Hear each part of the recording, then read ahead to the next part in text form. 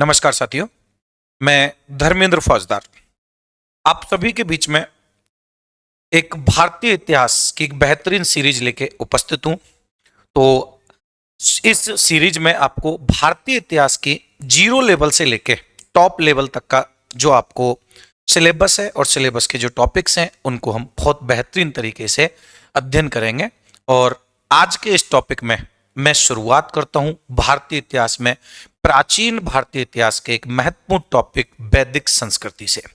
तो आज का हमारा जो टॉपिक है वो है साथियों वैदिक सभ्यता।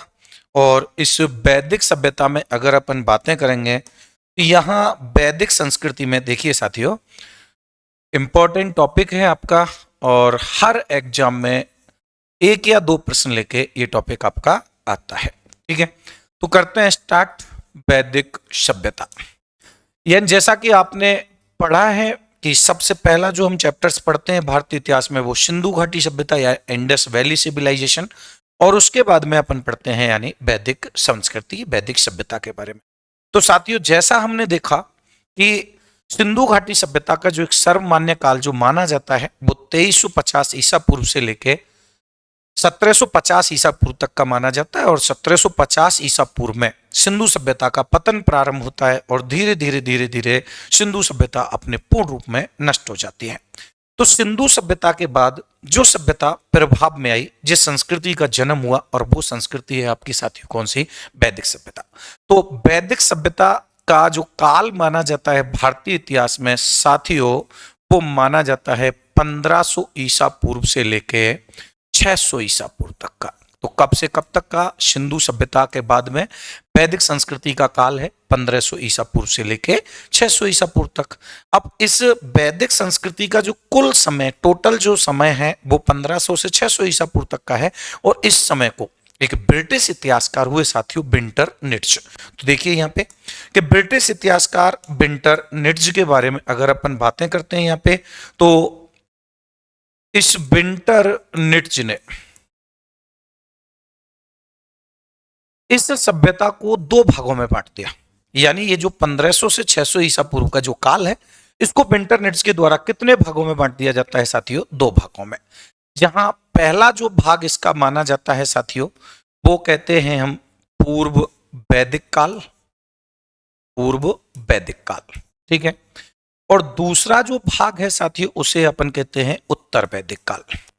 अभी यह ध्यान से समझेंगे हम थोड़ा सा, इसके बाद हम आगे इस टॉपिक को बढ़ाएंगे। तो देखिए पहला जो काल रहा, भाग जो बांटा गया, उसे हमने नाम दिया पूर्व वैदिक काल या उत्तर वैदिक काल, बाद वाला काल। अब इसी काल में ये जो 1500 से 600 ईसा पूर्व तक का जो समय रहा, इस काल में हमें 4 वेदों की रचना का समय मिलता है कि जो हमारी जो वैदिक संस्कृति है, वेदों की जो रचना हुई वो वैदिक संस्कृति के अंतर्गत हुई। और वेदों की जो संख्या है साथियों वो 4, और उन 4 वेदों में से सबसे प्राचीन व पहला वेद जिसे हम कहते हैं वो आता है आपका ऋग्वैदिक काल। यानी ध्यान दीजिएगा, ऋग्वैदिक यानी 4 वेदों में से ऋग्वेद, यजुर्वेद, सामवेद, अथर्ववेद, इन 4 वेदों में से एक वेद जो सबसे पहला और प्राचीन है उसकी रचना इस पूर्व वैदिक काल में की गई। बाकी के जो 3 वेद हैं, इन 3 वेदों की रचना उत्तर वैदिक काल में की गई। तो इसमें एक वेद की रचना हुई, और कौन से वेद की रचना हुई प्यारे साथियों? ऋग्वेद की। तो इस कारण इस काल को ऋग्वैदिक काल के नाम से भी जाना जाता है। ध्यान दीजिएगा कि ऋग्वेद की रचना पूर्व वैदिक काल में हुई, इसी कारण इसका नाम हमें ऋग्वैदिक काल भी मिलता है। टोटल जो समय है 1500 से 600 ईसा पूर्व तक का 2 भागों में बांट दिया गया, एक ऋग्वैदिक काल, एक उत्तर वैदिक काल।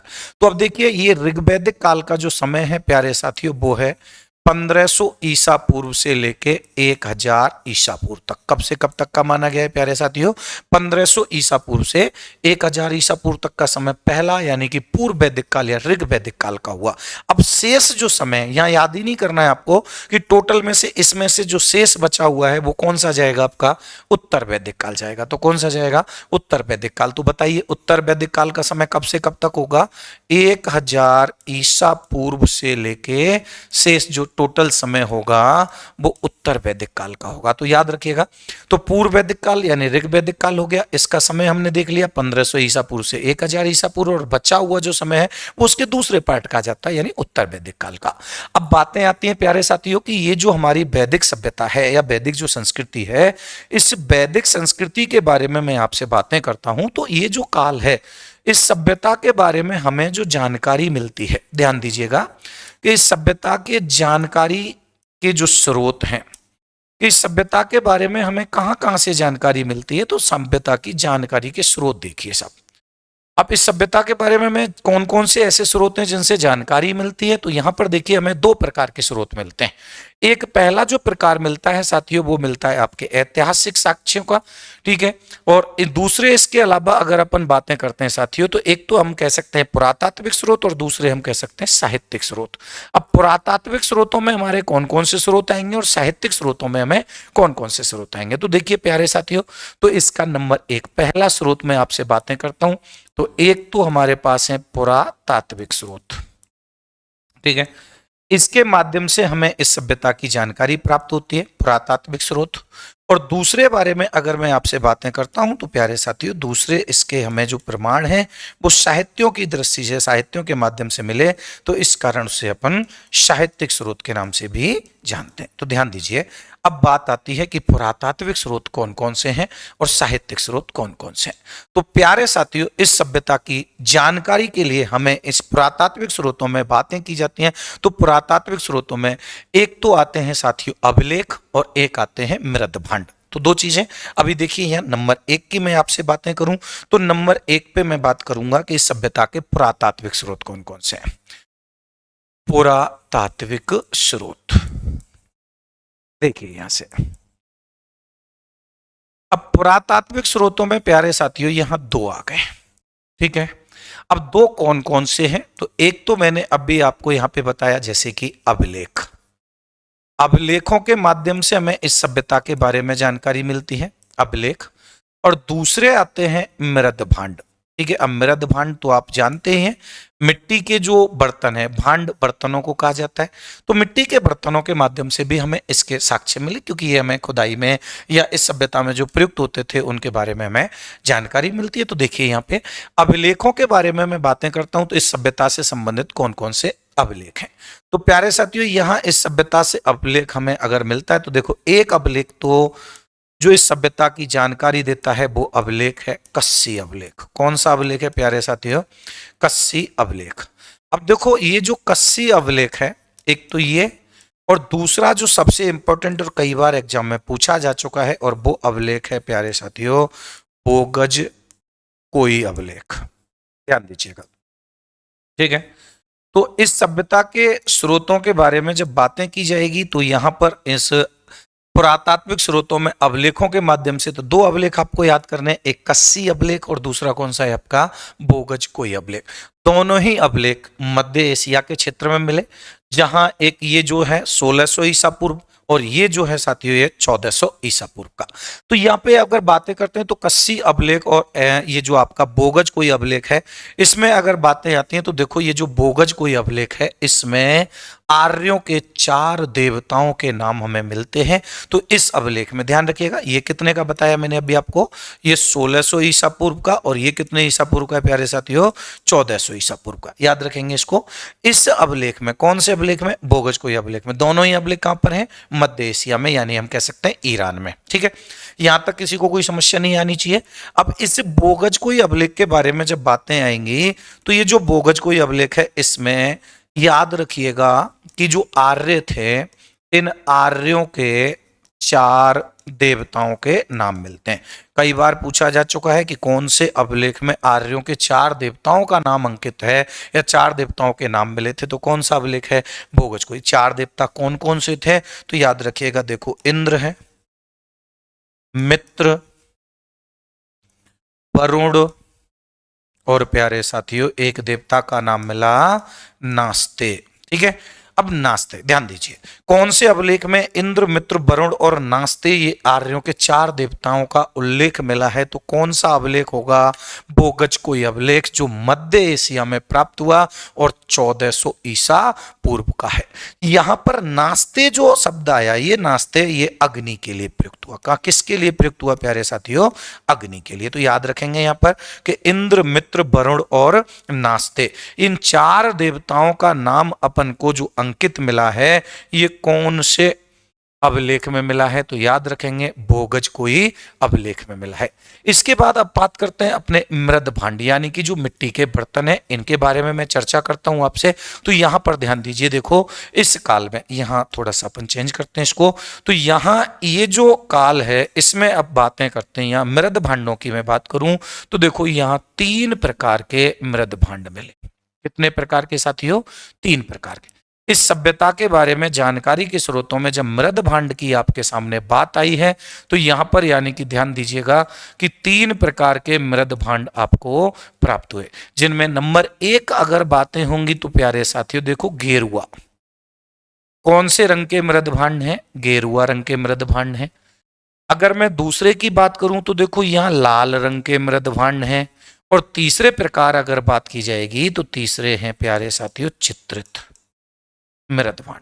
तो कितने प्रकार के मृद भांड यहां पर हैं? गेरुआ मृद भांड, लाल मृद भांड और तीसरा कौन सा है प्यारे साथियों? चित्रित मृद भांड। जैसा कि मैंने आपको यहां पर अभी बताया, देखिए कि जो बिंटर निट्ज हैं, इस बिंटर निट्ज ने इस सभ्यता को कितने भागों में बांटा? 2 भागों में। कौन कौन से 2 भाग हुए? पहला ऋग्वैदिक काल और दूसरा कौन सा? उत्तर वैदिक काल। तो यहां पर जब चर्चा इसकी हो रही है कि मृद भांडों में गेरुआ, लाल और चित्रित, तो प्यारे साथियों ध्यान दीजिएगा कि ये जो गेरुआ कलर के जो मृद भांड थे ये तो इस वैदिक सभ्यता के प्रारंभिक समय के थे। गेरुआ रंग के प्रारंभिक समय मतलब ऋग वैदिक काल, या मैं कह सकता हूं पूर्व वैदिक काल। तो ध्यान दीजिएगा यहां पर थोड़ा सा समझना है आपको कि गेरुआ मृद भांड कौन से काल या कौन सी संस्कृति के हैं? ये पूर्व वैदिक काल। ध्यान दीजिएगा कि इस सभ्यता में 1500 ईसा पूर्व से 1000 ईसा पूर्व तक जो लोग जिस प्रकार के मृद भांडों का प्रयोग करते थे वो कौन से रंग के थे? गेरुआ रंग के थे। प्रारंभिक समय था, प्रारंभिक समय था तो गेरुआ रंग था, क्योंकि अन्य रंगों का ज्यादा कोई प्रचलन था नहीं, तो प्रारंभिक समय में गेरुआ। यानी कि अपन प्रश्न क्या बना कि पूर्व वैदिक काल के मृद भांड थे तो कौन से रंग के हैं? गेरुआ रंग के। अब बचे प्यारे साथियों देखो लाल और चित्रित, ये जो दोनों, ठीक है ना, ये लाल और चित्रित मृद भांड जो हैं ये आपके कौन से काल के आएंगे प्यारे साथियों? ये आएंगे उत्तर वैदिक काल के। यानी इन मृद भांडों का प्रयोग कौन से काल में किया जाता था? उत्तर वैदिक काल में। अब फिर यहां पर सोचने वाली एक बात आती है कि ये जो उत्तर वैदिक काल था इसमें कितने प्रकार के मृद भांड? 2 प्रकार के। कौन कौन से? एक लाल मृद भांड और दूसरे कौन से? चित्रित मृद भांड। क्लियर है यहां तक का? किसी को कोई समस्या नहीं होनी चाहिए, ठीक है, बहुत आसानी से आपकी समझ में आएगा। लेकिन एक चीज यहां पे ध्यान दीजिए कि उत्तर वैदिक काल में कितने प्रकार के बचे? 2 प्रकार के। कौन कौन से? लाल और चित्रित। अब ध्यान दिए इस उत्तर वैदिक काल में ये जो लाल रंग के मृद भांड थे, लाल रंग के मृद भांड थे, ये उत्तर वैदिक काल में सामान्य लोगों के। कौन से प्रकार के? ये सामान्य लोग जो थे, ठीक है, सामान्य लोग जो थे वो उत्तर वैदिक काल में लाल रंग के मृद भांडों का प्रयोग करते थे। और जो अमीर वर्ग था, मैं कहूं अभिजात वर्ग या अमीर वर्ग या धनाढ्य वर्ग, ध्यान दीजिए कि धनाढ्य जो वर्ग था, अमीर वर्ग जो था, वो चित्रित मृद भांडों का, जैसे जैसे वर्गों में समानता असमानता का प्रभाव होने लगा, ठीक है, धीरे धीरे जो चीजें थी दिखावटीपन आने लगा। आज के समय में भी अगर अपन बात करें तो एक सामान्य और एक यानी कि आपके अमीर वर्ग, हम पानी पीने वाला जो भी है जग जो है पानी का वो हमारे पास भी है। और वही जग अगर मैं आपसे बातें करूं कि अंबानी के पास होगा पानी तो वो जग से ही होगा, लेकिन अंबानी का जो जग होगा ना उस पर थोड़ा बहुत पेंटिंग होगी, कुछ कलरफुल होगा, अच्छी यानी कि क्वालिटी का होगा। लेकिन यहाँ पर यही चीज है कि सामान्य लोग थे वो लाल रंग के थे, लेकिन जो धनाढ्य वर्ग था वो डिजाइनेबल बर्तनों का प्रयोग करने लगा था। तो मृद भांड यहाँ पर एक चीज ध्यान रखनी है। तो देखो अभी तक मैंने आपको कौन से प्रकार के स्रोतों के बारे में बताया, यहाँ पुरातात्विक स्रोत यानी वैदिक संस्कृति के इतिहास को जानने के पुरातात्विक स्रोत दो प्रकार के थे, एक हुए अभिलेख और एक हुए थे हमारे कौन से मृद भांड। अभिलेखों में मैंने चर्चा की दो अभिलेखों की, एक कस्सी अभिलेख ये 1600 ईसा पूर्व का जो ईरान में प्राप्त हुआ, और दूसरा था बोगजकोई अभिलेख जो 1400 ईसा पूर्व का है, ये भी मध्य एशिया के क्षेत्रों में मिला था। लेकिन बोगजकोई अभिलेख एक ऐसा अभिलेख था जिसमें आर्यों के कितने देवताओं का उल्लेख किया गया, चार। कौन कौन से चार, इंद्र, मित्र, वरुण और नास्ते। क्लियर है ना यहाँ तक। इसके बाद हमने दूसरा टाइप कौन सा देखा, मृद भांडों का। मृद भांडों की जब चर्चा हुई तो इस काल में कितने प्रकार के मृद भांड मिले, तीन प्रकार के। कौन कौन से, गेरुआ, लाल और चित्रित। जहाँ गेरुआ प्रकार के मृद भांड कौन से काल के माने गए, ऋग वैदिक काल यानी पूर्व वैदिक काल के, और शेष लाल और चित्रित कौन से काल के हैं प्यारे साथियों, उत्तर वैदिक काल के।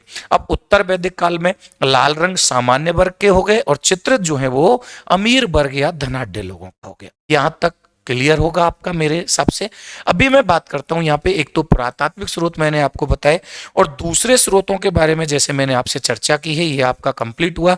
दूसरे प्रकार के कौन से स्रोत हैं मेरे प्यारे साथियों, साहित्यिक स्रोत। अब साहित्यिक स्रोतों में तो साहित्य ग्रंथ, इनके बारे में चर्चा होगी कि इस सभ्यता के बारे में जब हम जानकारी लेते हैं तो इस सभ्यता की जानकारी के कौन कौन से साहित्यिक स्रोत यानी कि हमारे आ जाते हैं। तो देखो साहित्यिक स्रोतों की जब चर्चा की जाएगी प्यारे साथियों, तो साहित्यिक स्रोतों में कौन कौन से आते हैं समझें। इधर चलते हैं अपन, देखिए नंबर 2, वैदिक संस्कृति को समझने के लिए या इसके बारे में जानने के लिए कौन कौन से साहित्यिक स्रोतों के बारे में हमें पता चला। देखिए साहित्यिक स्रोतों में कई प्रकार के हमारे पास आएंगे, जैसे मैं अभी आपको यहाँ पे बताता हूँ कौन कौन से।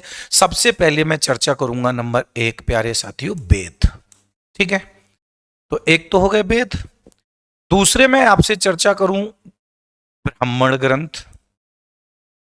ब्राह्मण ग्रंथ मैंने आपको शुरुआत में बताया कि इस संस्कृति के बारे में हमें जो पता चला है वो वेदों से पता चला।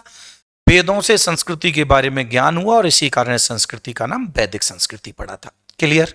अब वेदों के बारे में देखो, वेद हो गए, अब वेदों के ही भाग हैं ब्राह्मण ग्रंथ। एक आ जाता है साथियों नंबर 3 पे हम बात करेंगे, तो देखो आरण्यक। आरण्यक ठीक है।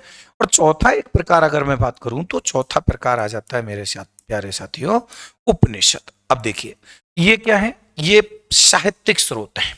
कौन से स्रोत हैं ये, साहित्यिक स्रोत। कौन सी संस्कृति के इतिहास को जानने की बात चल रही है, वैदिक संस्कृति। अब वैदिक संस्कृति में नंबर 1 आई वेदों के बारे में बात मैंने आपसे किया। तो देखो वेद, वेद हमारे पास टोटल कितने वेद मैंने अभी आपको शुरुआत में बताए, 4। कितने वेद बताए प्यारे साथियों, 4 वेद मैंने यानी कि आपको बताए थे कि इस हमारे जो वेद हैं उनमें कुल जो वेदों की संख्या है वो 4। 4 वेदों में से नंबर 1 अगर मैं बात करता हूं तो देखिए यहाँ पे ऋग्वेद। ऋग्वेद पहला और सबसे प्राचीन जो वेद माना जाता है वो कौन सा माना जाता है, ऋग्वेद माना जाता है। ऋग्वेद के बाद अगर मैं बातें करता हूं तो आपसे यानी कि देखो दूसरा जो हमारा वेद है वो आ जाता है सामवेद, और तीसरे वेद की मैं अगर बातें करूं प्यारे साथियों तो वो आ जाता है यजुर्वेद।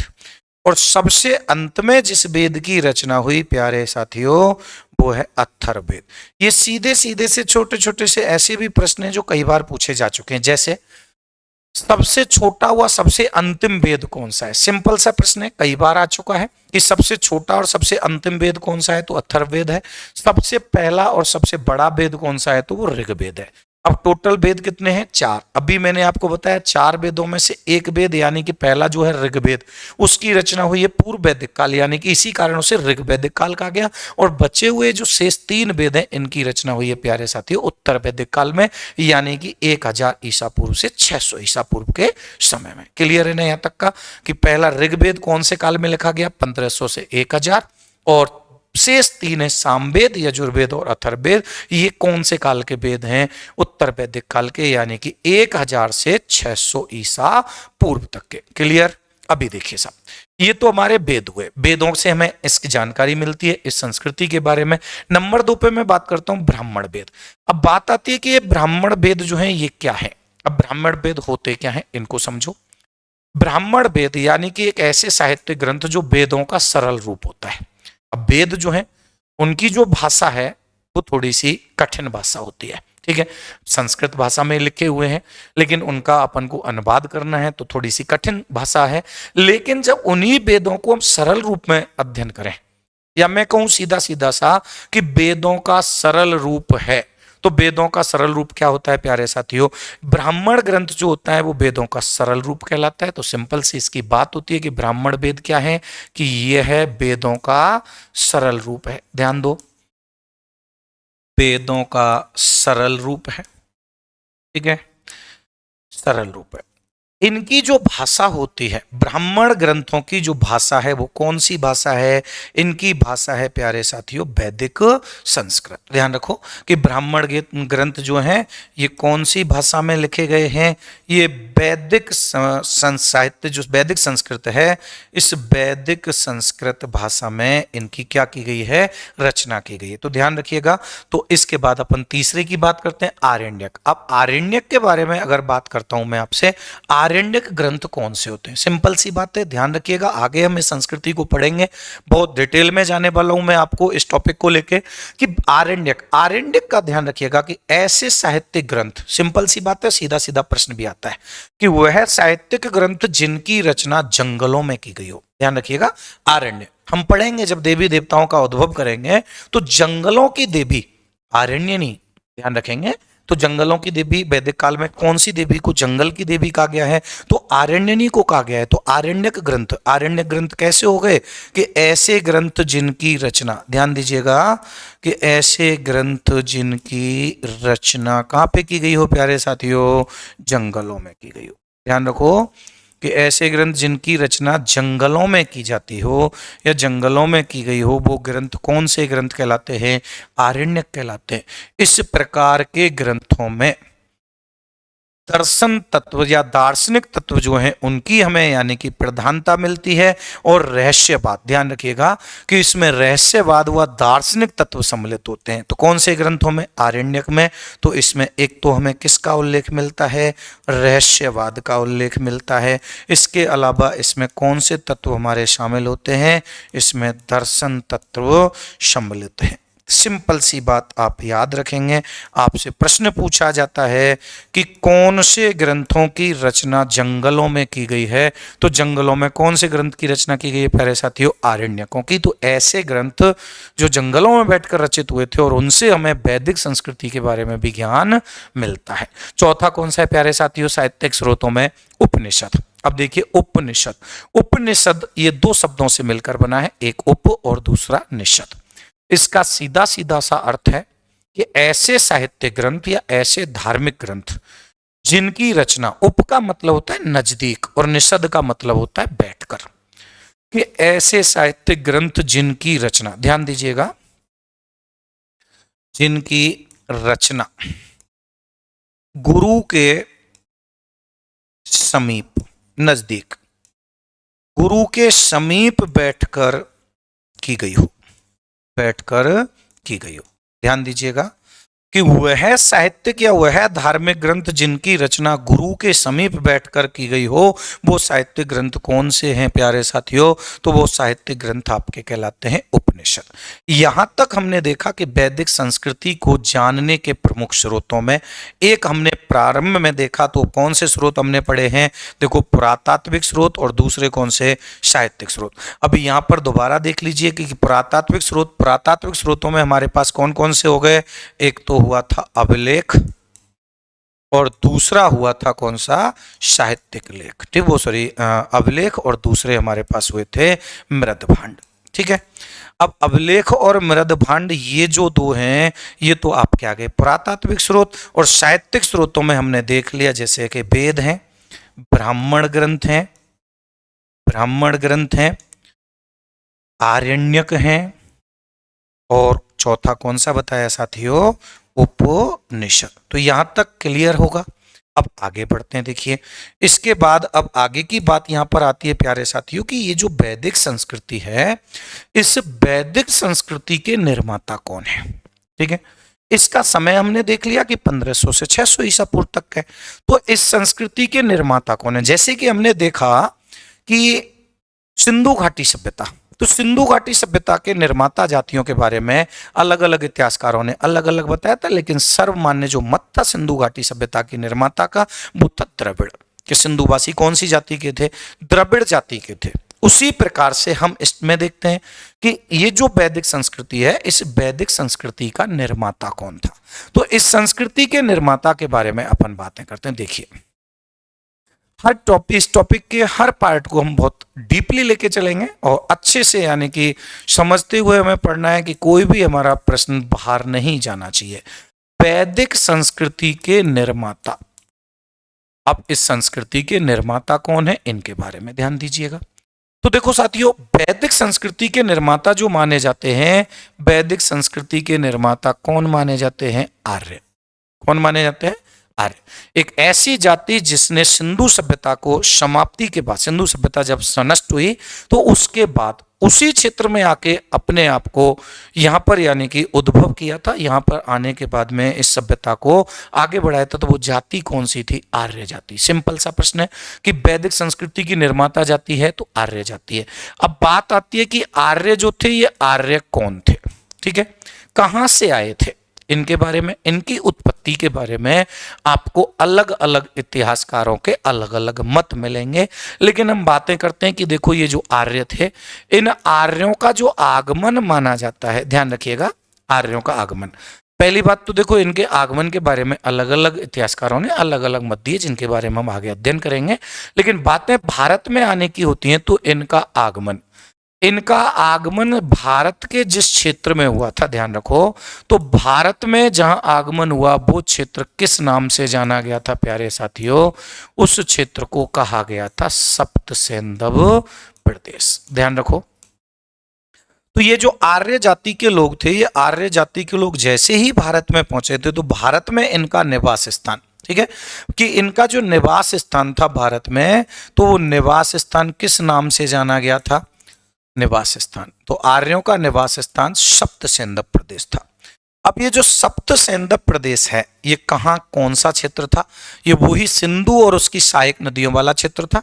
क्योंकि सिंधु सभ्यता जिस क्षेत्र में नष्ट हुई थी वो भी सेंधव सभ्यता या सिंधु घाटी नदी क्षेत्र था। अब देखो, उस जमाने में जीवन जीने के लिए सबसे महत्वपूर्ण आवश्यकता जो थी वो थी पानी। अब पानी तो चाहिए ना, कि व्यक्ति जहां रहेगा वहां पानी की आवश्यकता होगी, और पानी की आवश्यकता होगी तो आज जैसा तो समय है नहीं कि भाई कहीं पर भी रह लीजिए, पानी की व्यवस्था आप हो जाएगी, बोरवेल लगा लीजिए, ठीक है, अपना यानी कि कहीं से आरओ का पानी मंगा लीजिए। तो उस समय ये सारी व्यवस्थाएं नहीं थी। तो जीवन जीने के लिए लोग कहाँ रहते थे? जहाँ उसे पानी की व्यवस्था हो, जहाँ पानी मिलता था वहां पे ये जातियां, कोई भी जाति वो निवास करती थी। तो यहाँ पे सप्तसेंधव प्रदेश जो सिंधु सभ्यता वाला क्षेत्र था, सिंधु और उसकी सहायक नदियां का ये क्षेत्र जो था, ये क्षेत्र ध्यान दीजिए, सप्तसेंधव प्रदेश इसका नाम पड़ा था क्योंकि ये क्षेत्र कितनी नदियों का क्षेत्र था? 7 नदियों का। ध्यान रखिए कि 7 नदियों का क्षेत्र होने के कारण इस क्षेत्र को किस नाम से जाना गया था? इस क्षेत्र को सप्तसेंधव प्रदेश के नाम से जाना गया था। अब बात ये आती है मेरे प्यारे साथियों कि सप्तसेंधव प्रदेश में कौन कौन सी नदियों का क्षेत्र था? ध्यान दीजिएगा। तो सप्तसेंधव क्षेत्र में बहने वाली कितनी नदियां हैं? 7। तो 7 नदियां कौन कौन सी थी? तो यहां पर ध्यान दीजिए, 1 2 3 4, यहां पे मैं आपको 5 6 और 7, आपसे यहां से क्वेश्चन पुट ऑफ किया जाता है, कई बार आ चुका है। तो इसको अपन को बातें यहां से करनी है। तो देखो, 7 नदियों का नाम, एक नंबर 1 है प्यारे साथियों सिंधु, ठीक है, सिंधु। इसकी फिर सहायक नदियां ले लीजिए, सिंधु की सहायक नदियां, 5 नदियां तो सिंधु की सहायक नदियां हैं, जैसे आपने ज्योग्राफी में पढ़ा होगा कि सिंधु की सहायक नदियां कितनी है? 5। और इन 5 नदियों को किस नाम से जाना जाता है? इन्हें पंचनद कहा जाता है। तो वो पंचनद में कौन कौन सी आ जाती हैं प्यारे साथियों? देखो, झेलम, चेनाब, राबी, ब्यास, सतलज। चलिए, कितनी हो गई प्यारे साथियों? 6। यानी एक तो हो गई खुद सिंधु, फिर इसके बाद सिंधु की सहायक नदियों की संख्या कितनी है? 5। पांचों को पंचनद कहा जाता है। तो सिंधु के बाद झेलम, चिनाब, राबी, ब्यास और सतलज, और एक अंतिम नदी आपकी मिली सरस्वती। कौन सी है? सरस्वती। अब सरस्वती नदी देखिए यहाँ पे कितनी नदियां हो गई हैं, 7। इन 7 नदियों का जो क्षेत्र था वो किस नाम से जाना जाता था, सप्तसेंधव प्रदेश से। लेकिन जहां इन नदियों को वर्तमान में इन नामों से जाना जाता है, सिंधु, झेलम, चिनाब, रावी, ब्यास, सतलज और सरस्वती, वैदिक काल में इन नदियों को अलग अलग नामों से जाना जाता था। तो ध्यान रखिएगा कि वैदिक काल में नदियों को अलग अलग नाम से जाना जाता था। इनके अन्य नाम भी थे, या मैं कह सकता हूं वैदिक नाम। तो इन नदियों के अन्य नामों के बारे में अगर मैं आपसे बातें करूं तो देखो, सिंधु, वैदिक नाम में सिंधु को तो सिंधु ही कहा जाता था। ध्यान रखो, वैदिक संस्कृति में सिंधु को किस नाम से जाना जाता था, सिंधु को सिंधु के नाम से ही जाना जाता था। वहीं झेलम, इस झेलम का वैदिक संस्कृति में नाम जो था प्यारे साथियों वो था बितिस्ता। ठीक है, तो झेलम को किस नाम से जाना जाता था, बितिस्ता के नाम से जाना जाता था।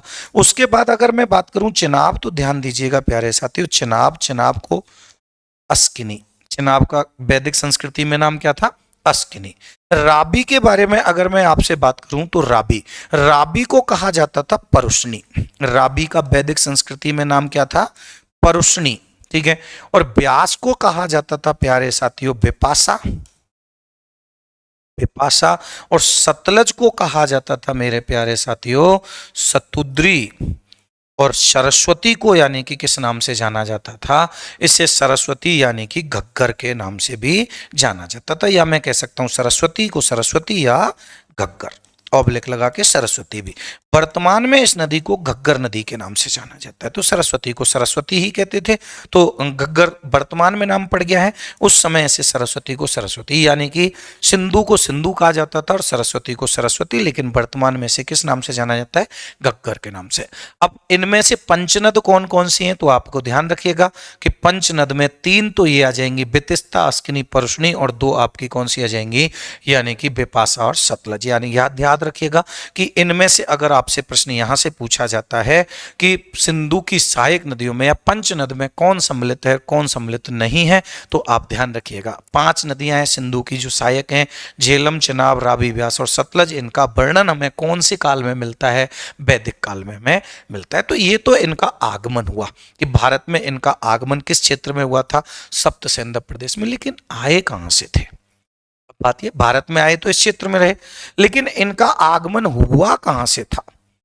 तो इनकी उत्पत्ति के सिद्धांतों में 2 प्रकार के मत हमें मिलते हैं कि वैदिक संस्कृति के निर्माता आर्य थे, आर्यों का भारत में आगमन हुआ सप्तसेंधव प्रदेश में हुआ। सप्तसेंधव प्रदेश 7 नदियों का क्षेत्र था, 7 नदियां आपने देखी। लेकिन यहां अब चर्चा क्या है कि ये आए कहां से थे, इनका आगमन, इनके आगमन के बारे में 2 प्रकार के मत दिए जाते हैं। तो एक प्रकार का मत जो है प्यारे साथियों वो है स्वदेशी मत। देखिए, आर्यों के आगमन समझना, यहां से प्रश्न आता है आर्यों के आगमन के संबंध में।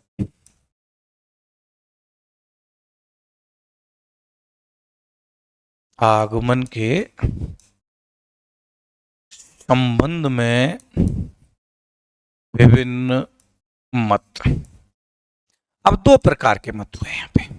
सबसे पहले मैं अगर चर्चा करता हूं तो देखिए यहां एक आते हैं आपके स्वदेशी मत और एक आते हैं विदेशी मत। ठीक है, स्वदेशी मत और दूसरे यानी कि आपके कौन से आ जाते हैं, विदेशी मत। स्वदेशी मतों में अगर अपन बात करते हैं कि भाई इनका आगमन कहां पे हुआ था, तो यहां पे देखो स्वदेशी मतों से नंबर 1 अगर बात की जाती है तो पहला पॉइंट आता है कि ये जो थे ये सप्तसेंधव प्रदेश से ही जन्म हुए थे। ठीक है, कि इनका जो जन्म भी हुआ था तो ये यहीं के माने जाते हैं कि ये सप्तसेंधव प्रदेश से थे।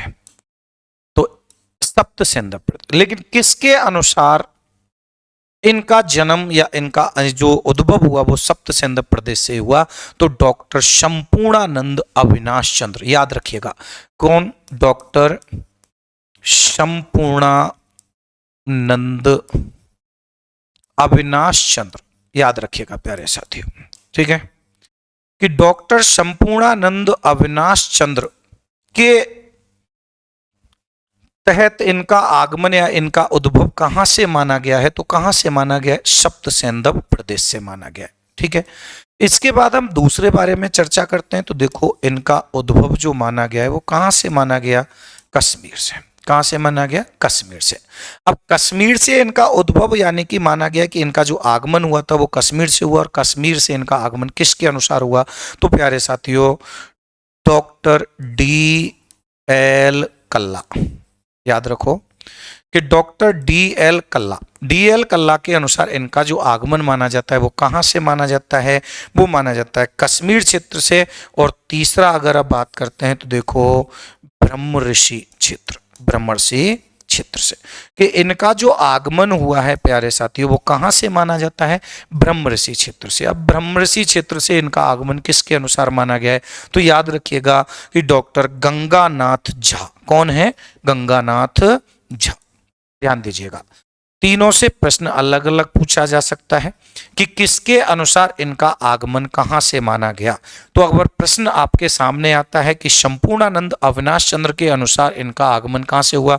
सप्त सैंधव प्रदेश से। वहीं इनका आगमन डीएल कल्ला के अनुसार जब आपसे पूछा जाएगा तो इनका आगमन कश्मीर से माना गया है। और वहीं पर आर्यों का आगमन गंगानाथ झा ने कहां से माना है प्यारे साथियों? ब्रह्मर्षि क्षेत्र से माना है। ये कौन से प्रकार के मत हुए आपके? स्वदेशी मत। वहीं पर अगर चर्चा की जाती है तो स्वदेशी मतों के बाद में अब अपन आते हैं कि इनका आगमन आप विदेशों से माना गया है, तो विदेशी मतों के बारे में हम बात करते हैं। देखो विदेशी मत, अब यहां से इंपॉर्टेंट है, पूछे जाते हैं प्रश्न। आर्यों के आगमन के बारे में दो प्रकार के मत हैं, पहला स्वदेशी मत और दूसरा कौन सा? विदेशी। स्वदेशी जहां हमने देखे तो उसी प्रकार से विदेशी मतों की मैं चर्चा करता हूं। तो देखो विदेशी मत, तो इनका आगमन जो माना गया है वो कहां से माना गया है? तो इनका आगमन विदेशी मतों के अनुसार माना गया है मध्य एशिया से। नंबर 1 पे चर्चा होगी मध्य एशिया, कि ये जो आर्य थे ये कहां से आए? मध्य एशिया से आए। ठीक है, अब मध्य एशिया से इनका आगमन जो माना है वो किसने माना है? ये सबसे मोस्ट इंपॉर्टेंट है मैक्स मूलर, जर्मनी के इतिहासकार है मैक्स मूलर। मैक्स मूलर के अनुसार इनका आगमन कहां से हुआ है? मध्य एशिया से हुआ है। दूसरे अगर हम बात करते हैं तो देखो इनका आगमन जो माना गया है वो माना है आर्कटिक क्षेत्र से। कौन से क्षेत्र से? आर्कटिक। आर्कटिक क्षेत्र कहां पे है? उत्तरी ध्रुव। उत्तरी ध्रुव यानी कि अपन पढ़ते हैं तो महाद्वीपों में भी अगर अपन बात करते हैं तो आर्कटिक जो महासागर है, उत्तरी ध्रुव महासागर जिसे हम कहते हैं, तो उस क्षेत्र से माना गया। तो इनका आगमन मैं कह सकता हूं प्यारे साथियों आर्कटिक प्रदेश। ठीक है, अब शीत प्रदेश है, आर्कटिक प्रदेश है ना, उत्तरी ध्रुव प्रदेश है, और इसे अपन साइबेरिया प्रदेश के नाम से भी जान सकते हैं। ठीक है, साइबेरिया रूस का जो क्षेत्र आता है। ठीक है, तो ये साइबेरिया प्रदेश हो गया। किसके अनुसार आर्यों का आगमन उत्तरी ध्रुव प्रदेश, आर्कटिक प्रदेश या साइबेरिया प्रदेश से माना गया है? तो याद रखिएगा बाल गंगाधर तिलक। किसने माना है प्यारे साथियों? बाल गंगाधर तिलक ने। अब ध्यान दीजिएगा यहां पर, बाल गंगाधर तिलक। ठीक है, कि बाल गंगाधर तिलक के अनुसार आर्यों की उत्पत्ति कहां से मानी गई है? साइबेरिया प्रदेश से। मैक्स मूलर के अनुसार कहां से मानी गई है? मध्य एशिया से। वहीं पर अगर मैं और मतों की बात आपसे करता हूं तो देखो प्यारे साथियों इनकी उत्पत्ति मानी गई है तिब्बत क्षेत्र से। कहां से मानी गई है? तिब्बत क्षेत्र से। और इनकी उत्पत्ति तिब्बत क्षेत्र से मानने वाले जो व्यक्ति हैं वो कौन है? स्वामी दयानंद सरस्वती। कौन है? ध्यान रखिएगा, स्वामी दयानंद सरस्वती। और स्वामी दयानंद सरस्वती के अनुसार इनकी जो उत्पत्ति मानी गई है वो कहां से मानी गई है? वो तिब्बत क्षेत्र से मानी गई है। क्लियर? इसके अलावा अगर और भी अपन बातें करते हैं तो देखो इनकी उत्पत्ति जर्मनी से मानी गई है, और जर्मनी से एक इतिहासकार हुए थे प्रोफेसर पेनका। कौन हुए? प्रोफेसर पेनका के अनुसार इनकी उत्पत्ति कहां से मानी गई है प्यारे साथियों? जर्मनी से, कि ये जर्मनी से उत्पन्न हुए। तो जर्मनी से इनकी उत्पत्ति किसके द्वारा? प्रोफेसर पेनका। ठीक है, तो प्रोफेसर पेनका के अनुसार इनकी उत्पत्ति कहां से मानी गई है? यानी जर्मनी से मानी गई है। वहीं यानी कि एक इतिहासकार हुए गार्डन चाइल्ड, और गार्डन चाइल्ड के अनुसार इनकी उत्पत्ति डैन्यूब नदी से मानी गई। कौन सी नदी से मानी गई है? डैन्यूब नदी। यानी कि ये डैन्यूब नदी क्षेत्र की जाती थी, और वहां से आगे बढ़ के फिर ये यानी कि आपकी सिंधु और उसकी सहायक नदी क्षेत्र में आगे बसी थी। तो डैन्यूब नदी से इनकी उत्पत्ति मानी गई है। तो ये भी आपको याद रखना है। तो डैन्यूब नदी से इनकी उत्पत्ति किसके द्वारा मानी गई है? तो गार्डन चाइल्ड, यानी कौन है? Garden child. ठीक है, चलिए अब आगे हम बात करेंगे। अब यहां तक का हमने अभी पढ़ा है कि ये जो वैदिक संस्कृति है, अभी हमने वैदिक संस्कृति के बारे में शुरुआत से हमने देखा कि ये जो संस्कृति थी इसका समय था 1500 ईसा पूर्व से 600 ईसा पूर्व। ब्रिटिश इतिहासकार विंटरनिट्ज ने इसको कितने भागों में बांट दिया? 2 भागों में। कौन कौन से 2 भाग हो गए? पूर्व वैदिक काल और उत्तर वैदिक काल। जब पूर्व वैदिक काल का समय था 1500 से 1000 ईसा पूर्व, और बचा हुआ शेष जो समय है उत्तर वैदिक काल का आ जाता है, यानी कि 1000 से 600 ईसा पूर्व। इसके बाद हमने इस सभ्यता के बारे में इसके इतिहास के बारे में हमने देखा कि इसके बारे में हमें जो जानकारी मिलती है वो वेदों से, इस कारण इसका नाम वैदिक संस्कृति। लेकिन इसके बारे में जो स्रोत है वो 2 प्रकार के हमने देखे थे। एक हमने देखे थे कौन से? पुरातात्विक स्रोत, और एक देखे थे साहित्यिक स्रोत। जब पुरातात्विक स्रोतों में हमको 2 प्रकार के मिले, एक अभिलेख और दूसरा मृदभांड। ठीक है, हमने अभिलेख देखे और मृदभांड देखे थे। वहीं साहित्यिक स्रोतों में हमने इसके बारे में पढ़ा है अब तक वेदों से इसके बारे में जानकारी मिलती है। वेदों के बाद हमने ब्राह्मण ग्रंथ पढ़े, ब्राह्मण ग्रंथों के बाद हमने आरण्यक पढ़े, आरण्यकों के बाद हमने उपनिषद पढ़े। इन सबसे हमें इस सभ्यता के बारे में जानकारी मिलती है। तो इसके बाद में हमने देखा कि इस संस्कृति के जनक कौन थे, इस संस्कृति के निर्माता कौन थे। तो निर्माता में हमने देखा कि आधुनिक इतिहासकार जो मत हैं, अत्यधिक मतानुसार इसका जो निर्माता माना जाता है प्यारे साथियों, वो माना जाता है कौन? आर्य। ठीक है, अब आर्य जो थे, ये आर्य जाति भारत में आई। भारत में आने के बाद इसने अपना निवास स्थान सप्त सिंधु प्रदेश बनाया, जो कितनी नदियों का क्षेत्र था? 7। अब 7 नदियों के बारे में आपको बता चुका। सिंधु, फिर 5 नदियां उसकी पंचनद आ जाती हैं, झेलम, चिनाब, रावी, ब्यास, सतलज, और एक जोड़ देना सरस्वती। ठीक है, अब ये आए कहां से थे? तो 2 प्रकार के मत हमने देखे। एक हमने देखे स्वदेशी मत और एक हमने देखे विदेशी मत। स्वदेशी मतों में देखा सप्त सिंधु प्रदेश, जो संपूर्णानंद अविनाश चंद्र के द्वारा। दूसरा हमने इनकी उत्पत्ति कश्मीर से देखी, तो कश्मीर से उत्पत्ति दी है DL कल्ला ने। और तीसरा हमने देखा ब्रह्मरसी क्षेत्र, ब्रह्मरसी क्षेत्र से उत्पत्ति गंगानाथ झा ने दी। अगली बात मैंने देखी विदेशी मत, और विदेशी मतों के बारे में मैंने आपको बताया कि मध्य एशिया से उत्पत्ति मानी है मैक्स मूलर ने, आर्कटिक प्रदेश, साइबेरिया प्रदेश से मानिए किसने? बाल गंगाधर तिलक ने, और तिब्बत क्षेत्र से उत्पत्ति किसने मानी है? दयानंद सरस्वती ने। और वहीं पर बात की जाए जर्मनी से, तो जर्मनी से उत्पत्ति प्रोफेसर पेन का, और डैन्यूब नदी क्षेत्र की जाती थी गार्डन चाइल्ड के अनुसार। लेकिन इतने सारे मत हमने देख लिए स्वदेशी और विदेशी, लेकिन जब बात ये आती है कि इनकी उत्पत्ति के संबंध में सर्वमान्य मत कौन सा है, याद रखिएगा। तो इनकी उत्पत्ति के बारे में मेरे प्यारे साथियों, सर्वमान्य मत जो माना गया है वो किसका मत माना गया है? मैक्स मूलर का। किसका मत माना गया है? मैक्स मूलर का। कि मैक्स मूलर का मत सर्वमान्य मत है कि जिसके अनुसार आर्य कहां से आए थे? मध्य एशिया से आए थे। कहां से आए थे? मध्य एशिया से, यानी कि यहां पर पहुंचे और इन्होंने यहां पर आने के बाद अपनी संस्कृति को विस्तृत किया था। चलिए बात करते हैं। अब ये जो मैक्स मूलर है ना प्यारे साथियों, इस मैक्स मूलर ने इस संस्कृति को एक और नाम दिया। ध्यान से पढ़िए, और बड़ा इंपॉर्टेंट प्रश्न है। कौन सा? कि मैक्स मूलर ने इस संस्कृति को एक नाम दिया था, और मैक्स मूलर ने इस संस्कृति को कौन सा नाम दिया?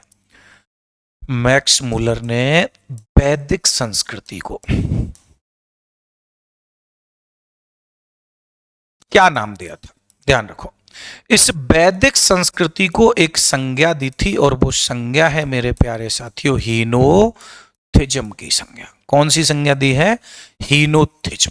ठीक है, अब हीनोथिज्म की संज्ञा दी है, तो सबसे पहला पॉइंट हमारा बना कि हीनोथिज्म क्या है, किसे कहते हैं हीनोथिज्म, हीनोथिज्म का मतलब क्या होता है, उसके बारे में मैं चर्चा करनी है। ध्यान दीजिएगा, हीनोथिज्म का मतलब क्या है। देखो, हीनोथिज्म किसने कहा है? मैक्स मूलर ने। मैक्स मूलर कहाँ के रहने वाले हैं?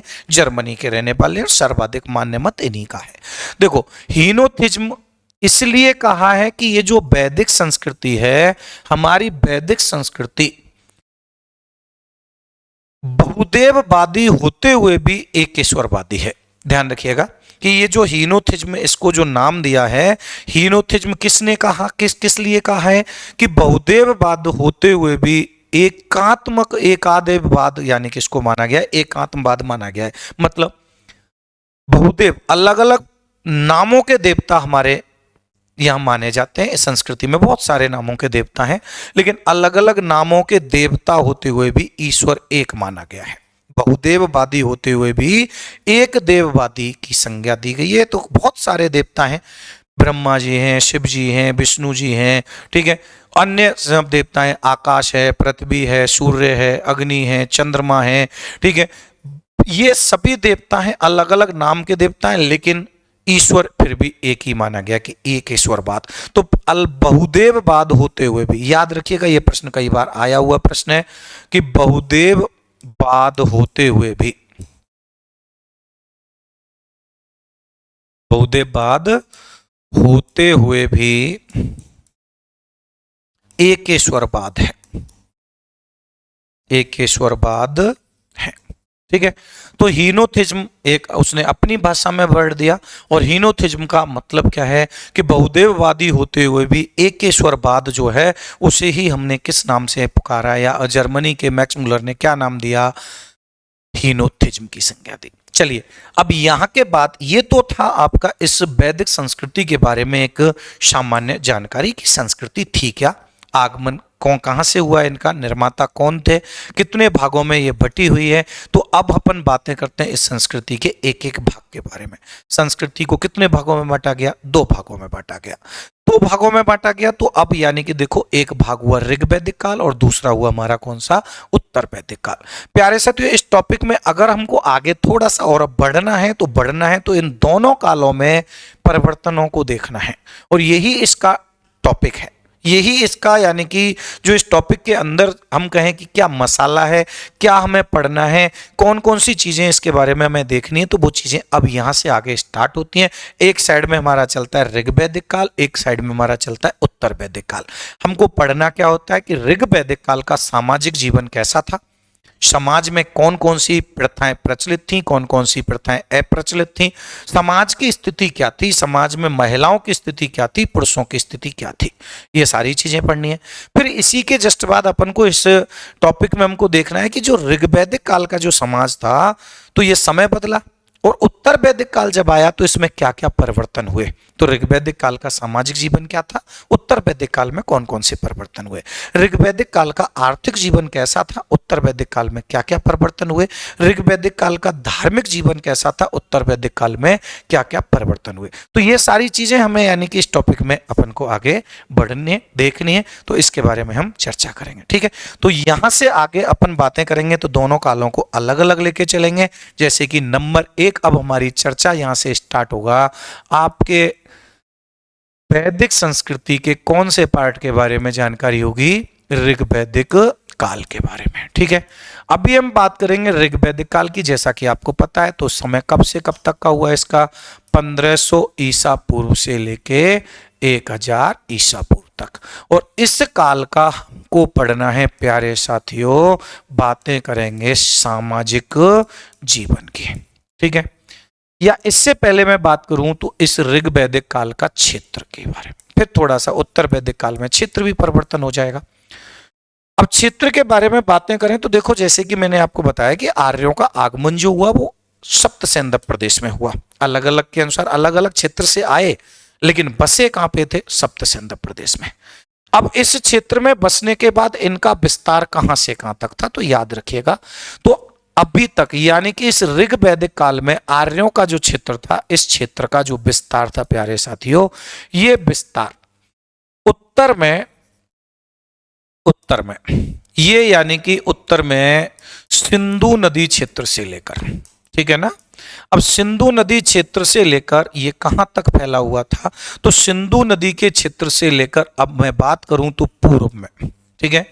तो पूर्व में यानी कि ये कहां तक गया था, विंध्याचल पहाड़ियों तक। यानी कि मैं बात करूं सिंधु नदी तो हिमालय क्षेत्र आ गया, हिमालय क्षेत्र से लेकर प्यारे साथियों पूर्व में विंध्याचल की जो पहाड़ियां हैं, ठीक है, विंध्याचल की पहाड़ी इनके मध्य में था, ध्यान रखो। यानी कि ऋग्वैदिक काल में ये जो आर्य थे, ये आर्य विंध्याचल के दक्षिण की ओर नहीं आए, ठीक है, विंध्याचल पर्वतमाला के पूर्व और उत्तर की क्षेत्र में ही यानी कि विस्तृत रहे थे, लेकिन उत्तर वैदिक काल आते आते इनके क्षेत्र में भी परिवर्तन हो जाएगा और उत्तर वैदिक काल में ये जाति अपना क्षेत्र विस्तृत करते करते गंगा यमुना के दोआब क्षेत्रों में बढ़ जाएगी। तो उत्तर पूर्व वैदिक काल में इनका क्षेत्र कहां से कहां तक था? हिमालय पर्वत से लेके विंध्याचल पर्वत के मध्य में इनका निवास स्थान था। क्लियर है यहां तक का? किसी प्रकार की कोई समस्या आपको? तो अब आगे की बातें हम करेंगे। तो इस ऋग वैदिक काल में हम नंबर 1 आगे बात करते हैं प्यारे साथियों कि इस ऋग वैदिक काल का सामाजिक जीवन कैसा था। समाज के बारे में बातें होंगी यहां से। अब यहां के बाद में अब ये टॉपिक थोड़ा सा बढ़ना स्टार्ट होगा। तो ऋग वैदिक काल का सामाजिक जीवन कैसा था, ठीक है ना? सामाजिक जीवन। अब जब सामाजिक जीवन इसके बारे में हम पढ़ेंगे तो इसके बाद फिर हमारा उत्तर वैदिक काल के सामाजिक जीवन में क्या क्या परिवर्तन हो जाएगा तो उसके बारे में अपन को आगे पढ़ना है। क्लियर है यहां तक का? तो अब आगे हम बात करें तो देखो ऋग वैदिक काल में समाज की स्थिति क्या थी प्यारे साथियों। सामाजिक स्थिति के बारे में बात करेंगे। तो ये जो ऋग्वैदिक काल का जो हमारा समाज था, इस समाज के बारे में जब बात की जाएगी तो सबसे पहली चीज आती है कि समाज की स्थिति क्या थी, समाज कितने भागों में विभक्त था, समाज की कौन कौन सी इकाइयां थी, सबसे बड़ी इकाई कौन सी थी, सबसे छोटी इकाई कौन सी थी। तो कोई भी समाज बनेगा तो एक निचले स्तर से लेके उसका उच्चतम स्तर कौन कौन सा था उसके बारे में बातें होंगी। चलिए बातें करते हैं कि इस काल के बारे में सामाजिक जीवन में।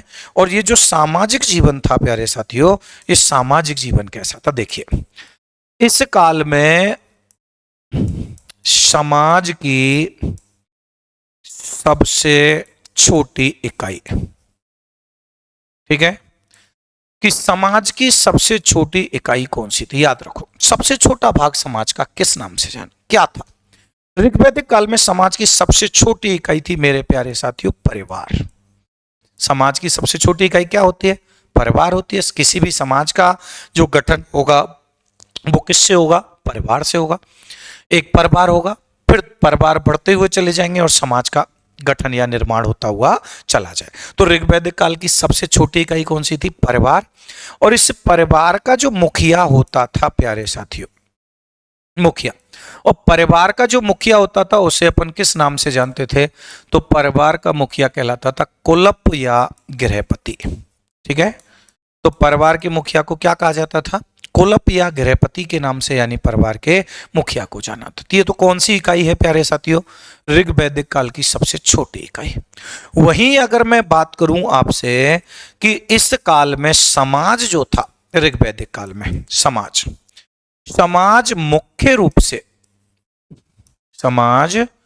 मुख्य रूप से 3 बड़ी इकाइयों में विभाजित था। कितनी बड़ी इकाइयों में विभाजित था? 3। तो 3 बड़ी इकाइयों में विभाजित था। तो अब बात ये आई प्यारे साथियों कि 3 बड़ी बड़ी इकाइयां कौन सी थी? तो 3 बड़ी बड़ी इकाइयां समझ लीजिए। 3 बड़ी बड़ी इकाइयां थी ग्राम, दूसरी थी प्यारे साथियों विश्व, और तीसरी थी जन, ठीक है। आगे चल के हम इतिहास में देखते हैं महाजनपद पढ़ेंगे ना, और आपने पढ़ा होगा कि 16 महाजनपद थे, जिनमें सबसे बड़ा महाजनपद जो था या पहला सबसे शक्तिशाली महाजनपद था वो मगध था। वो तो महाजनपद जो बनेंगे वो इन जनों से बनेंगे, क्योंकि समाज जो है वो जुड़ता चला जाएगा, क्षेत्र बढ़ता चला जाएगा, और जब क्षेत्र निर्माण आ जाएगा तो महाजनपद बनेंगे। हम पढ़ेंगे आगे जाके। तो यहाँ पर देखो इस समाज में मुख्य रूप से कितनी बड़ी इकाइयों में विभाजित था? 3 में। तो नंबर 1 ग्राम, नंबर 2 विश्व, और नंबर 3 कौन सा था? जन। इसके बारे में अगर बातें की जाती है तो ग्राम क्या होता है? ग्राम किससे बनता है? ग्राम यानी गांव। गांव किससे बनता है? तो सिंपल सी बात है, सबसे छोटी इकाई क्या थी? परिवारों को मिलाकर ही क्या बनाया जाता है? गांव। तो परिवार, ग्राम के बारे में कह सकता हूं कि कुछ परिवारों का समूह या कुछ घरों का समूह। तो कुछ घरों का जो समूह था, वो कुछ घरों का समूह किस नाम से जाना जाता था? ग्राम के नाम से जाना जाता था। और ग्राम का जो मुखिया होता था, याद रखिएगा, मुखिया। और प्यारे साथियों ऋग्वैदिक काल में ग्राम का मुखिया किस नाम से जाना जाता था? तो ग्राम के मुखिया को कहते थे ग्रामड़ी। किस नाम से? ग्रामड़ी के नाम से। अब देखो दूसरी इकाई कौन सी थी, बिस। अब बिस की इकाई, अब बिस का मतलब क्या था, जैसे परिवारों को मिलाकर क्या बना था, गांव। अब मैं ये कहूं कि कुछ गांवों को मिलाकर कौन सा क्षेत्र बना दिया जाए, कौन सी इकाई का निर्माण हुआ था, तो बिस। यानी यहां पे बात आ जाएगी कि कुछ गांवों का समूह, और कुछ गांवों का जो समूह है, कुछ गांवों का समूह क्या कहलाया था, बिस कहलाया। और बिस का जो मुखिया है प्यारे साथियों, बिस का मुखिया, और बिस के मुखिया को किस नाम से जाना जाता था, तो ध्यान रखिएगा, बिस का मुखिया होता था बिस्पति। क्या कहलाता था, बिस्पति कहलाता। तो बिस का मुखिया किस नाम से जाना गया, बिस्पति के नाम से जाना गया। और वहीं तीसरे की बारे में अगर मैं बात करूं तो तीसरा क्षेत्र या इकाई जो थी वो सबसे बड़ी इकाई कह सकते हैं इसे, और ये थी जन। और जनों में मैं अगर बात करूं तो क्या हो सकता है कि कुछ विषयों का समूह। याद रखो कि कुछ विषयों का जो समूह है, और कुछ विषयों का समूह क्या कहलाया था, जन। और जन का जो मुखिया कहलाया, प्यारे साथियों याद रखिएगा कि जन का जो मुखिया है, जन का मुखिया किस नाम से जाना जाता था, तो जन के मुखिया को कहते थे जनपति, और जनपति को ही कहा जाता था राजा। अब समझ लीजिए, सिंधु सभ्यता हमने देखी तो कबीलाई समाज था।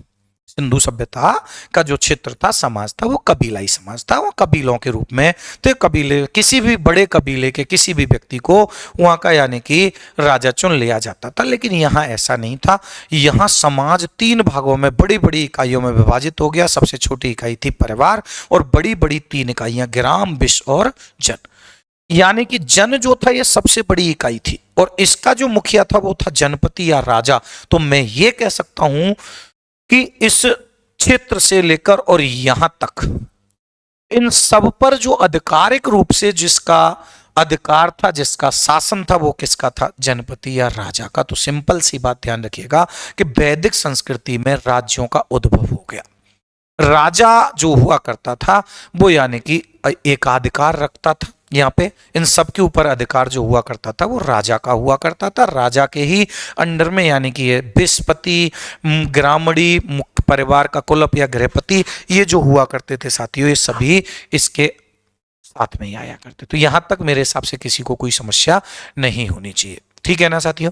इसके बाद अगर अपन बातें करते हैं तो देखो इसके सामाजिक जीवन में, इसका जो सामाजिक जीवन है, इसके सामाजिक जीवन में अन्य कौन कौन सी ऐसी स्थितियां थी कि महिलाओं की स्थिति क्या थी, पुरुषों की स्थिति क्या थी, कौन कौन सी व्यवस्थाएं थी, कौन कौन सी व्यवस्थाएं प्रचलित थी, कौन कौन सी व्यवस्थाएं अप्रचलित थी। तो इनके बारे में अगर अपन बातें करते हैं तो यहां से इसको आगे बढ़ाते हैं। चलिए देखते हैं। यहां पे देखो प्यारे साथियों, इस ऋग्वैदिक काल में मैं अगर बात करूं स्त्रियों की स्थिति की, स्त्रियों की दशा,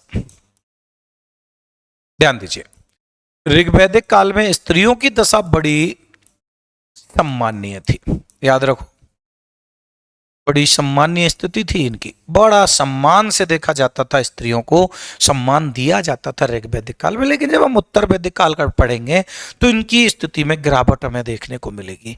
लेकिन ऋग्वैदिक काल में ऐसा नहीं था। ऋग्वैदिक काल में स्त्रियों की स्थिति बड़ी सम्माननीय थी। इन स्त्रियों को पढ़ने व यज्ञ में भाग लेने का अधिकार था। ध्यान रखो, भाग लेने का अधिकार था, याद रखो। तो अब यहां पर ध्यान दीजिए कि जब स्त्रियों को शिक्षा का अधिकार था, स्त्रियों को यज्ञ में भाग लेने का अधिकार था, तो उनकी स्थिति कैसी होगी, तो उनकी स्थिति एक अच्छी होगी, सम्माननीय स्थिति थी। पढ़ाई के लिए उनको यानी कि व्यवस्थाएं दी जाती थी, यज्ञ में उनको बिठाया जाता था, साथ में बिठाया जाता था। ऋग्वेद में, ऋग्वैदिक काल में अगर हम इनकी बातें करें तो स्त्रियों की स्थिति बड़ी मजबूत स्थिति में थी। और यानी कि इस काल में हम बात करते हैं कि ये जो यज्ञ में बैठा करती थी, लेकिन एक बात ध्यान रखिएगा कि अविवाहित जो स्त्री पुरुष हुआ करते थे उनको यज्ञ में भाग लेने का अधिकार नहीं हुआ करता था, चाहे वो महिला हो चाहे वो पुरुष हो, यज्ञ में भाग लिया करते थे। लेकिन अविवाहित, चाहे वो महिला हो चाहे वो पुरुष हो, अविवाहित स्त्री पुरुषों को यज्ञ में भाग लेने का अधिकार नहीं था। हमारे ऋग्वेद में एक ब्राह्मण ग्रंथ है शतपथ ब्राह्मण। कौन सा? शतपथ ब्राह्मण ग्रंथ। ध्यान दो, कि ऋग्वेद के शतपथ ब्राह्मण ग्रंथ में ये जो स्त्री है, यानी कि मैं कहूं पत्नी जो है, इस पत्नी के लिए एक शब्द का उल्लेख किया गया है। तो पत्नी के लिए कौन सा शब्द उल्लेखित किया गया? तो इस ब्राह्मण ग्रंथ में पत्नी को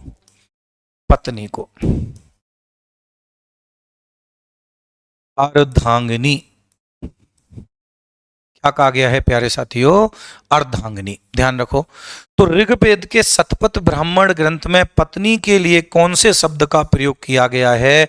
तो अर्धांगिनी शब्द का प्रयोग यानी कि किया गया है। तो अर्धांगिनी शब्द का प्रयोग किया गया, तो बड़ी सम्माननीय स्थिति थी ऋग्वैदिक काल में। इस काल में जब शिक्षा का अधिकार था, तो इस काल की जो महिलाएं थी वो बड़ी विदुषी थी। कई प्रमुख ऐसी महिलाएं इस काल में हुई जिन्हें विदुषी महिला होने का गौरव प्राप्त हुआ। और कुछ उत्तर वैदिक काल की हैं, तो प्रश्न आपसे पूछा जाता है कि ऋग्वैदिक काल की प्रमुख विदुषी महिलाएं कौन सी थी, उत्तर वैदिक काल की प्रमुख विदुषी महिलाएं कौन सी थी। तो याद रखिएगा, अभी मैंने बताया कि ऋग्वैदिक काल में स्थिति सामान्य थी, उत्तर वैदिक काल में गिरावट देखने को मिली।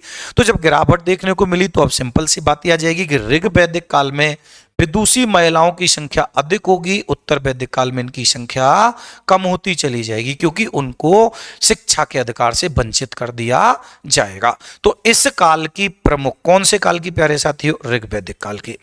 ऋग्वैदिक काल की प्रमुख विदुषी महिलाएं, और ऋग्वैदिक काल की प्रमुख विदुषी महिलाओं के नाम आपसे जब पूछे जाएं, तो याद रखिएगा ऋग्वैदिक काल की प्रमुख विदुषी महिलाएं कौन कौन सी होंगी? तो देखो प्यारे साथियों, घोषा, अपाला, सिकता, विश्वारा,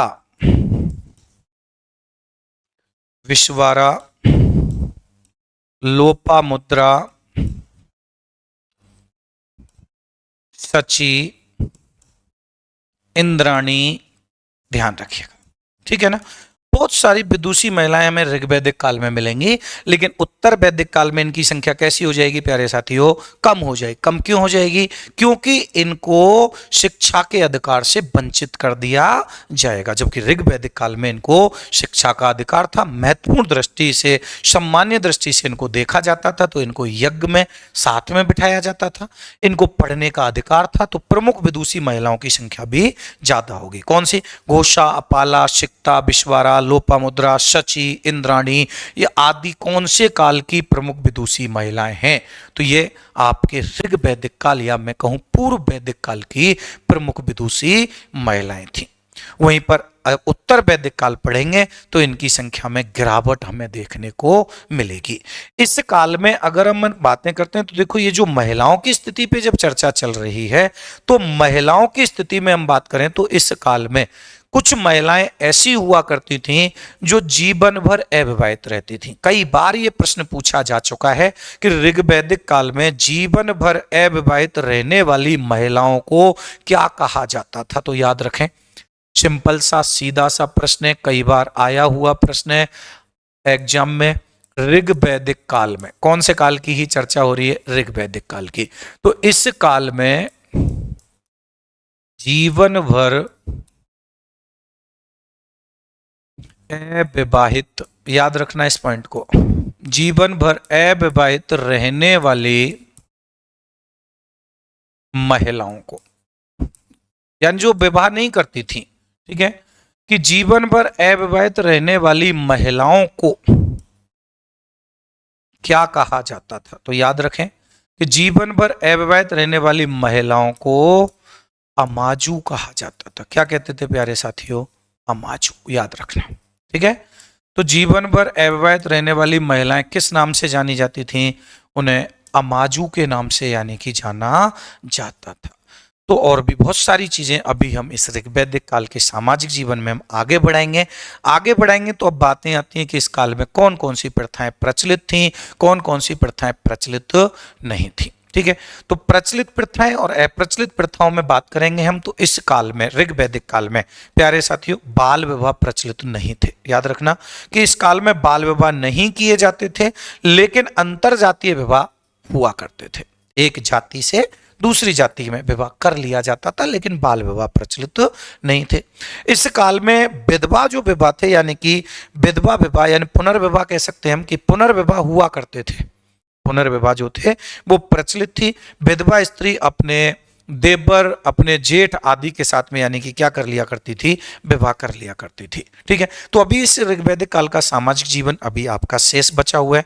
इसको मैं आपको अगली क्लास में इस सामाजिक जीवन को आगे बढ़ाते हुए उत्तर वैदिक काल में क्या क्या परिवर्तन होंगे उसके बारे में चर्चा करेंगे। ठीक है, आज की इस क्लास में, क्योंकि क्लास जब ज्यादा लंबी हो जाएगी तो फिर आपको भी थोड़ा सा लगेगा कि एक ही क्लास में सब कुछ आ जाएगा। ठीक है, तो छोटे छोटे हम ज्यादा लंबे पार्ट अपन नहीं लेंगे। ठीक है, ज्यादा से ज्यादा 1 घंटे की क्लास आपको यानी कि प्रतिदिन आपको उपलब्ध कराई जाएगी और बहुत बेहतरीन तरीके से डीपली नॉलेज मैं आप तक पहुंचाने का प्रयास करूंगा। ठीक है साथियों, मिलते हैं नई क्लास में, तब तक के लिए नमस्कार, धन्यवाद।